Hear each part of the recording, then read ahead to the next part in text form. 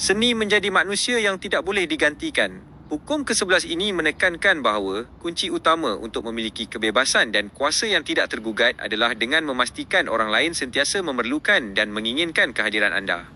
Logiknya mudah. Jika anda adalah punca kebahagiaan dan kemakmuran seseorang, mereka tidak akan berani untuk menyingkirkan anda kerana ketakutan terhadap nasib mereka sendiri jauh lebih kuat daripada keinginan untuk bebas. Oleh itu, anda tidak seharusnya mengajar orang lain sehingga mereka menjadi terlalu pandai dan mampu berdikari tanpa bantuan anda lagi. Sejarah telah membuktikan bahawa menjadi seorang yang berjasa sahaja tidak mencukupi jika anda boleh diganti dengan mudah. Lihat sahaja nasib seorang tentara bayaran di Siena yang dibunuh oleh rakyatnya sendiri, supaya mereka boleh menyembahnya sebagai santo tanpa perlu memberi ganjaran kuasa yang sebenar. Begitu juga dengan Pangeran Carmagnola yang akhirnya dihukum mati di Venice, kerana pihak berkuasa merasakan mereka boleh mencari tentera bayaran lain yang lebih muda dan murah.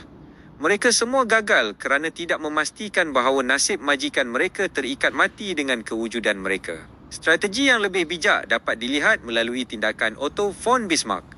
Daripada mencari sekutu yang sudah sedia kuat, beliau memilih untuk berkhidmat kepada raja yang lemah dan bimbang. Dengan menjadi tulang belakang dan kecerdasan di sebalik takhta, Bismarck membuatkan raja tersebut sangat bergantung kepadanya. Sehingga setiap kali beliau mengancam untuk meletak jawatan, raja itu terpaksa mengalah dan mengikut segala kemahuannya. Ini membuktikan bahawa kuasa yang sebenar bukan datang daripada kemerdekaan mutlak, tetapi daripada hubungan ketergantungan di mana keperluan orang lain terhadap anda membebaskan anda daripada ancaman mereka. Terdapat dua cara utama untuk membina kedudukan ini.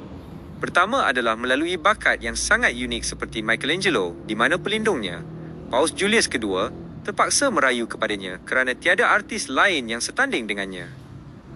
Kedua adalah secara meluas seperti Henry Kissinger, yang melibatkan dirinya dalam begitu banyak aspek pentadbiran sehingga menyingkirkannya akan menyebabkan seluruh sistem politik menjadi kucar-kacir.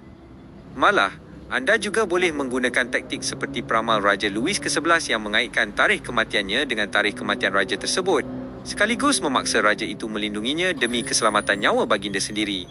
Akhir sekali, jangan terpedaya dengan idea bahawa kuasa tertinggi itu adalah menjadi manusia yang bebas sepenuhnya.